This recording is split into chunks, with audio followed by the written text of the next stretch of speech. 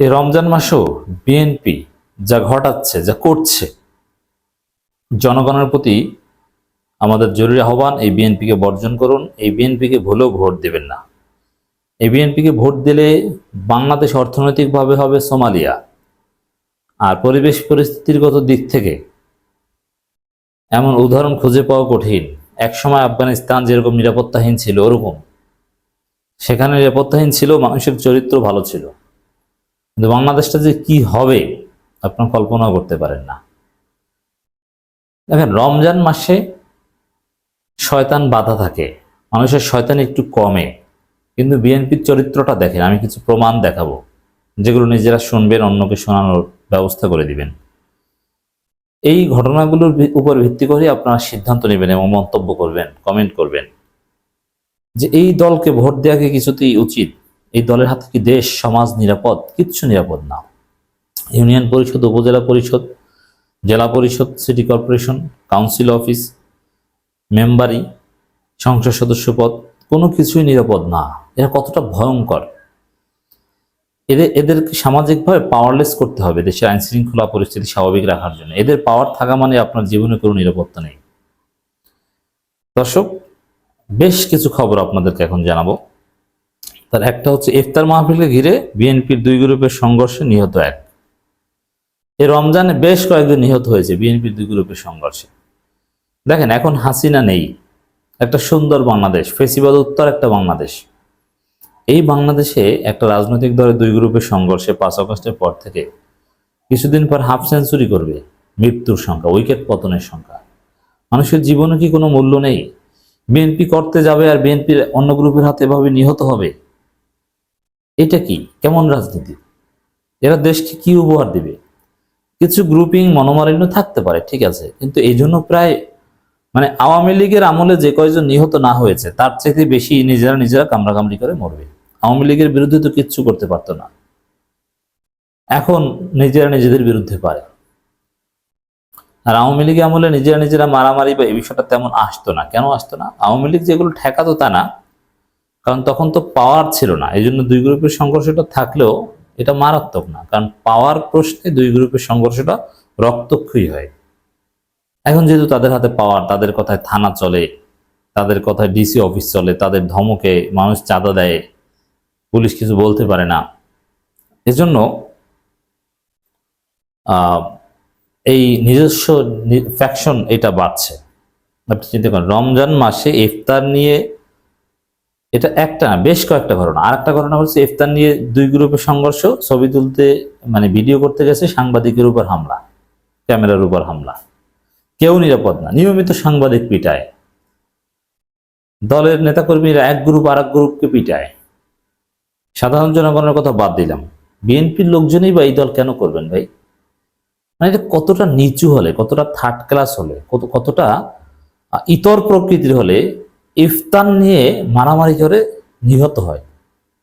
নিহত পরিবার আল্লাহর কাছে কি বলবে? আত্মীয় স্বজন জিজ্ঞেস করলে কি বলবে যে আমার অমুক আত্মীয় নিহত হয়েছে? কিসে নিহত হয়েছে? ইফতার নিয়ে মারামারি করতে যে। জবাবটা কি? মানুষ তো কত কারণে নিহত হয়। জুলাই আগস্টের শহীদ, আওয়ামী লীগ আমলে নির্যাতিত শহীদ, বা সড়ক দুর্ঘটনায় নিহত। কিন্তু ইফতার মাহফিল নিয়ে দুই গ্রুপের সংঘর্ষে নিহত, আপনি কি বলবেন? এই দল কেন করেন যে দল আপনার জন্য লজ্জা, দুনিয়ার জন্য লজ্জা, আখেরাতের জন্য লজ্জা? এই দলকে ভোট দেওয়া যাবে না। রাজশাহীর তানোরে ইফতার মাহফিল অনুষ্ঠানে বিএনপির দুই গ্রুপের সংঘর্ষের ঘটনা ঘটেছে। এ ঘটনায় আহত গানিউল ইসলাম নামের এক বিএনপি নেতা রাজশাহী মেডিকেল কলেজ হাসপাতালে চিকিৎসাধীন অবস্থায় মারা গেছেন। বুধবার 12 মার্চ দুপুরে রাজশাহী মেডিকেল কলেজ হাসপাতালে আইসিইউতে চিকিৎসাধীন অবস্থায় তার মৃত্যু হয়। রাজশাহী মেডিকেল কলেজ হাসপাতালের জরুরি বিভাগের ভারপ্রাপ্ত কর্মকর্তা ডাক্তার শঙ্কর কুমার বিশ্বাস মৃত্যুর বিষয়টি নিশ্চিত করেছেন। এটা সত্য কথা। নিহত গানিউল ইসলাম 15 তানোর উপজেলা মোহরপুর গ্রামের মৃত সাজ্জাদ হোসেনের ছেলে। তিনি তানোর উপজেলা পছন্দের ইউনিয়ন বিএনপি সদস্য। তিনি নেতা, বিএনপি নেতা নিহত। কমিটির সদস্য কি? বিএনপির নেতা। 50 বছর বয়স্ক একজন লোক বিএনপির রাজনীতি করছে, ডেফিনেটলি গত 15 বছরও রাজনীতি করেছে। এখন এসে ইফতার মাহফিলে ইফতার নিয়ে মারামারিতে নিহত হতে হলো। কি বলবেন তার আত্মীয় স্বজন, ছেলেমেয়েরা? জানাজায় বা কি বলা হবে যে অমুক লোক এই কাজ করতে যেয়ে মারা গেছে? কি জন্য ভাই আপনারা বিএনপি করেন? খোঁজ নিয়ে জানা গেছে বাংলাদেশ কি দলের আকাল পড়েছে যে বিএনপি করতে হবে, এরকম একটা নোংরা দল করতে হবে? মঙ্গলবার বিকালে ইফতার মাহফিল পূর্বে উপজেলা কৃষ্ণপুর মোড়ে পাচন্দর ইউনিয়ন বিএনপি সভাপতি প্রভাষক মুজিবুর রহমান ও উপজেলা যুবদল আহ্বায়ক গোলাম মর্তুজার অনুসারীদের সঙ্গে ওই ইউনিয়নের সাবেক সভাপতি মমিন গ্রুপের লোকজনের মারামারি ঘটনা ঘটে।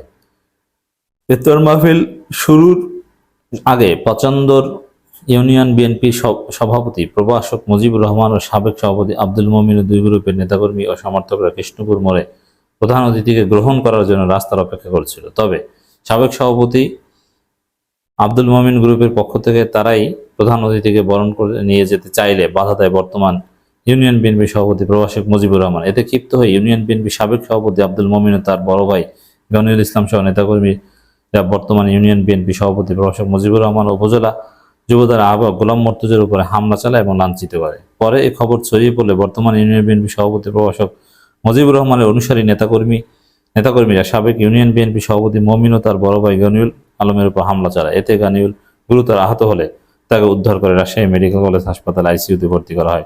সেখানে চিকিৎসাধীন অবস্থায় তার মারা যায়। দেখেন এখানে একটা কথা যে না, বিভিন্ন বলা যায় যে না আসলে সে নির্যাতিত, বিএনপিরই এক গ্রুপ তাকে নির্যাতন করে মেরেছে, এভাবে কিন্তু বলা যায়, কিন্তু ঘটনাটা এরকমও না। প্রথমে এই গানিউল যে মারা গেছে, এই বাটপার, সে আগে হামলা করেছে, পরে পাল্টা হামলায় সে নিহত হয়েছে। সে যে দুধের ধোয়া তা না, সেই হলো যে আর মানে আসলে ভালো লোক বিএনপি করে আমি দেখিনি, একসময় ছিল। তো এই বিএনপি কি ভোট দিবেন? আপনাদের জরুরি করণীয়টা কি একটু বলবেন। দা হাতে বিএনপি নেতার ভিডিও ভাইরাল, এরা এখন দা নিয়ে আসে প্রতিবেশীকে ভয় দেখায়। এবং ওই যে আমি ইউনিয়ন ছাত্র দলের প্রেসিডেন্ট ওসিকে আসতে বলেন, সে গ্রেপ্তার হয়েছে, হবে, লিখে রাখেন। ডক্টর ইউনূস চীন সফর যাচ্ছেন, জুন জুলাইয়ের পর দেখবেন যে বিএনপি আকাম করলেই ধরা হবে বিএনপিকে। এখন বিএনপির যাদেরকে ধরে ওটা বিএনপি নেতারা ধরিয়ে দেয়, পুলিশ বিএনপিকে ধরতে পারে না। বিএনপির বিরুদ্ধে কোনো অ্যাকশন নেওয়ার সক্ষমতা পুলিশের এখন পর্যন্ত নেই। যাদের দেখেন দুই চারজন ধরছে, ওটা কেউ ধরিয়ে দেয়, বিএনপিরই একটা গ্রুপ ধরিয়ে দেয়। কিন্তু জুন জুলাইয়ের পর আকাম করলেই বিএনপিকে ধরা হবে, তখন বিএনপি নেতাদের জিজ্ঞেস করা হবে না। তখন দেখবেন যে গ্রেপ্তারের প্রতিবাদে বিএনপি স্টেটমেন্ট দিচ্ছে গণমাধ্যমে যে অমুক বিএনপি নেতাকে গ্রেপ্তারের প্রতিবাদ জানাচ্ছি।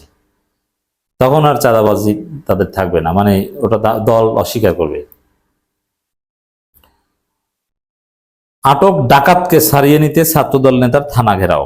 তাই এখন বিএনপির লোকজন প্রফেশনালি ডাকাতি করছে। পটুয়াখালী স্বেচ্ছাসেবক দলের নেতা একজন না একাধিক, তারা ঢাকায় স্বর্ণ ডাকাতি করতে যে গ্রেপ্তার। এরকম ডাকাতি করতে যে গ্রেপ্তার, ধরা পড়া ঘটনা বিএনপি নেতাদের এটা অনেক পরে, নিয়মিত এটা হচ্ছে। শুধু এটা না, ডাকাতি করতে গিয়ে ধরা পড়া লোককে, ডাকাতকে সরিয়ে নিতে ছাত্রদল নেতা থানা ঘেরাও করে। চিন্তা করেছেন? এই রমজান মাসে আপনি ডাকাতের হাত থেকে নিরাপদ থাকবেন? ডাকাতকে পুলিশ ধরবে না, বিএনপি ছাত্রদল ডাকাতকে ছাড়িয়ে আনবে। আওয়ামী লীগ নেতাকে ধরবে, বিএনপি ছাত্রদল তাকে ছাড়িয়ে আনবে। এটাই ঘটছে। সাবেক ইউনিয়ন পরিষদ সদস্যের বাড়িতে গেট খুলে নিয়ে গেলেন বিএনপি নেতাকর্মীরা। এই রমজান মাসের গতকালকের খবর। দর্শক, এইভাবে শত শত ঘটনা পত্রিকায় আসছে বা আমরা জানতে পারছি, হয়তোবা 1000 ঘটনার মধ্যে একটা দুইটা, বাকিগুলো অজানা থেকে যাচ্ছে। গ্রেপ্তার হচ্ছে, ধরা পড়ছে বা বহিষ্কার হচ্ছে 10,000 একটা দুইটা, বাকিগুলো কোনো ধরনের ব্যবস্থা ছাড়াই তারা নির্বিঘ্নে তাদের সন্ত্রাসী কর্মকাণ্ড চালিয়ে যাচ্ছে। এই হচ্ছে দেশের অবস্থা। দর্শক, এই বিএনপির ক্ষেত্রে আপনাদের করণীয় কি একটু মন্তব্য করে জানাবেন। যদি এই বিএনপি ক্ষমতায় আসে, অ্যাবসলিউট পাওয়ার পায়, আওয়ামী লীগ যেরকম পেয়েছিল, আমি নিশ্চিত এরা আওয়ামী লীগের চাইতে অনেক খারাপ। কারণ আওয়ামী লীগের মধ্যে কিছু ভদ্র ছেলে, কিছু নীতি নৈতিকতা সম্পন্ন কিছু মেধাবী ছেলে আমি দেখেছি। যেমন ছাত্রলীগের কেন্দ্রীয় নেতৃত্ব বেসিক্যালি মেধাবী ছিল, ছাত্রলীগের সাবেক সভাপতি, সেক্রেটারি, এগুলো অত্যন্ত মেধাবী দেখে, ভালো একাডেমিক ব্যাকগ্রাউন্ড দেখে বাছাই করা হতো। এক্ষেত্রে তাদের মধ্যে কিছু পরিশীলিত আচরণ ছিল। ছাত্রলীগ অত্যন্ত নৃশংস, হায়না, সব ঠিক আছে, তারপরও ছাত্র দলের নেতাদের যে পদ পদবি বা তাদের যে পড়ালেখা, তাদের যে একাডেমিক ব্যাকগ্রাউন্ড, এগুলো বিবেচনা করলে তাদের চাইতে ছাত্রলীগ ভালো ছিল, এটা আমার চোখে দেখা কথা।